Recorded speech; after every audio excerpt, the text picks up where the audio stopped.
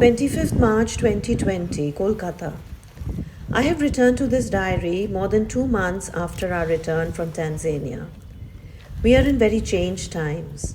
It seems as if the world will never be the same again. We are in the midst of the coronavirus pandemic. Like the rest of the world, India is in a lockdown, in an attempt to implement social distancing, which they say is the only way to arrest the spread of this deadly virus to which humankind has no immunity. Despite all measures, some say that 60% of humankind will be annihilated by this scourge.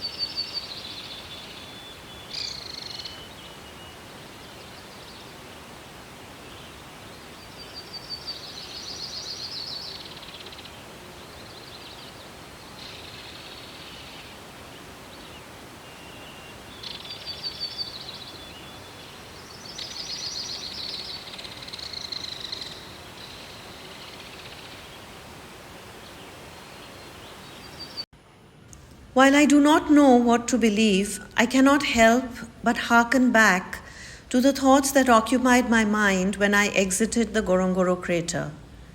Despite having gazed upon a place that seemed entirely ethereal in its beauty and utter tranquility, I felt my heart growing heavier and heavier as we drove up from the crater. I felt a terrible sense of sadness and a leaden weight in my heart that seemed almost to suffocate me. This Garden of Eden that I had gazed upon was a minuscule dot on the planet, a reminder of what the earth once used to be like, a space of beauty and tranquility where all creatures lived in consonance with each other, keeping the harmony and order of things intact. I could not help but think that humankind has utterly failed to preserve the planet, to keep the balance, to not upset the equilibrium and order of nature.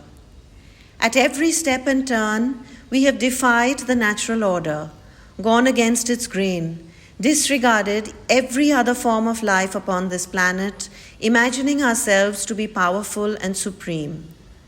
I felt a tremendous sorrow, having witnessed what is now a hidden gem, nestled in a crater in Africa, a tiny pocket of paradise. I was heartbroken. The more I thought about it, the more convinced I became that this path was no longer sustainable.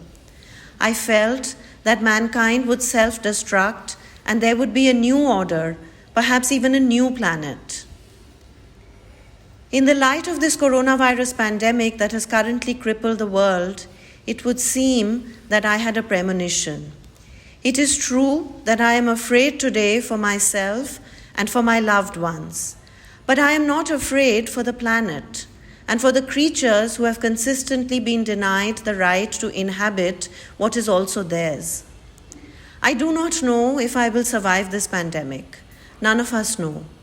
But for well over a year now, I have contemplated resuming work on the Garden of Unreason that I had started work on in 2018.